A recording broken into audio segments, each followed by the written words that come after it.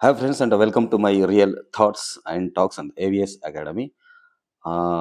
Episode 3, The Millionaire Mindset, Episode 3. So ఇందులోపల few points గురించి మనం తెలుసుకుందామండి. జనరల్గా ఎవరైనా మీరు ఆ, చుట్టుపక్కల వాళ్ళని నేను రిచ్ కావాలనుకుంటున్నాను, నేను ధనవంతులు కావాలనుకుంటున్నాను, 100% వాళ్ళు నవ్వుతారండి.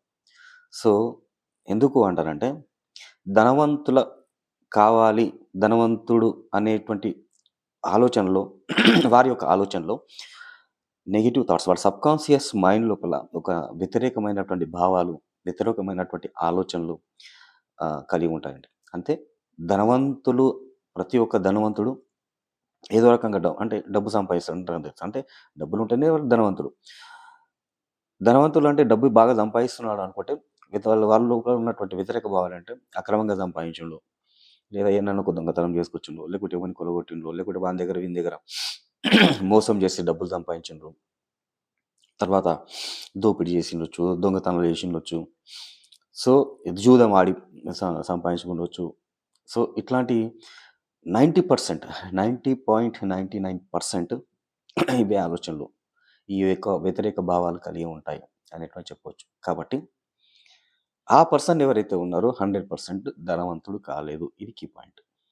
ఎందుకంటే ధనవంతుల పట్ల నీకు వ్యతిరేకత భావాలు ఉంది అంటే నథింగ్ బట్ నీకు ధనము పట్ల వ్యతిరేకత భావం కలిగి ఉంది అనేటువంటి ఒక డీప్ ఇన్నర్ మీనింగ్ ఇందులో ఉందంటే మనకు క్లియర్గా అర్థమవుతుంది. కాబట్టి ఇట్లాంటి మైండ్ సెట్ ఉన్నటువంటి పీపుల్స్, ఇట్లాంటి మైండ్ సెట్ ఉన్నటువంటి వాతం ఉన్నటువంటి ఆలోచనలు ఉన్నటువంటి వ్యక్తులు ఎప్పుడు కూడా ధనవంతులు కాలేరు. ధనవంతుల పట్ల వాళ్ళకు జెలసీ, అసూయ అనేటువంటిది కలిగి ఉంటారు వాళ్ళు. కాబట్టి ఇట్లాంటి ఆలోచనలు ఎప్పుడు కూడా ఉండొద్దు అనేటువంటిది నా యొక్క ఒపీనియన్ అండి.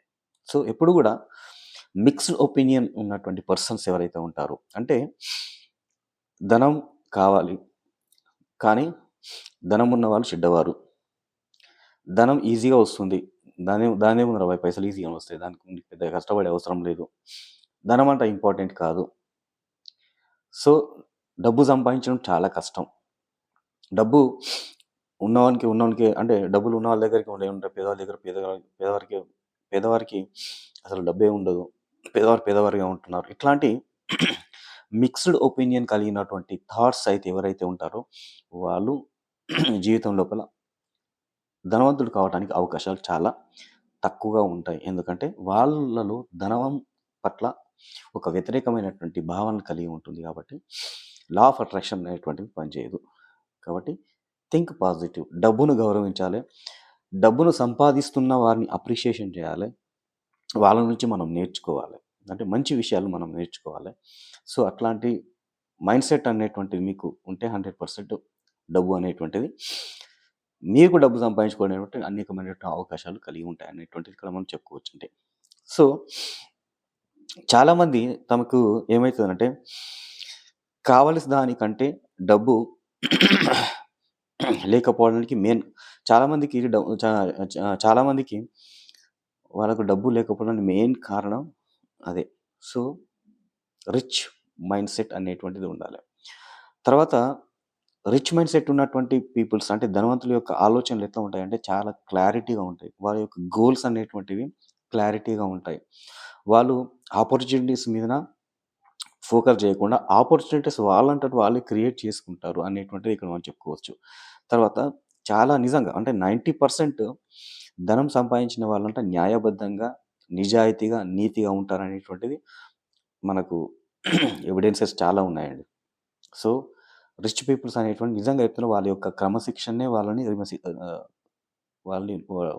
డబ్బు సంపాదించుకోవడానికి అనేకమైన దారులు చూపిస్తాయంటే చెప్పుకోవచ్చు. సో ఎప్పుడైతే మిక్స్డ్ ఒపీనియన్ కలిగి ఉంటుందో వాళ్ళకు డబ్బు ఉండదు అనేటువంటిది ఇక్కడ ఇంకో పాయింట్. తర్వాత మనం ఎప్పుడు కూడా గుర్తుపెట్టుకోవాలి, ఒక వ్యక్తి ధనవంతుడు కావటానికి కట్టుబడి ఉండాలి.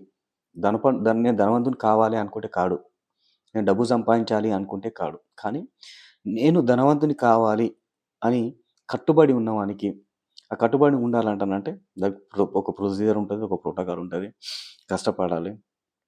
ఓకే, తిని కూర్చుంటే డబ్బులు సంపాదించలేరు. సో కట్టుబడి ఉండాలి, కష్టపడి పని చేయాలి, నీతిగా ఉండాలి, నిజాయితీగా ఉండాలి. డబ్బులు వాతంతట అవే పరిగెత్తుకొని మన దగ్గరికి వస్తాయి. కాబట్టి కట్టుబడి ఉండాలి అనేటువంటిది ఇక్కడ పాయింట్ అండి. ఓకేనా? సో రిచ్ మైండ్ సెట్ కలిగి ఉండాలి అనేటువంటిది ఇక్కడ important. Thank you so much.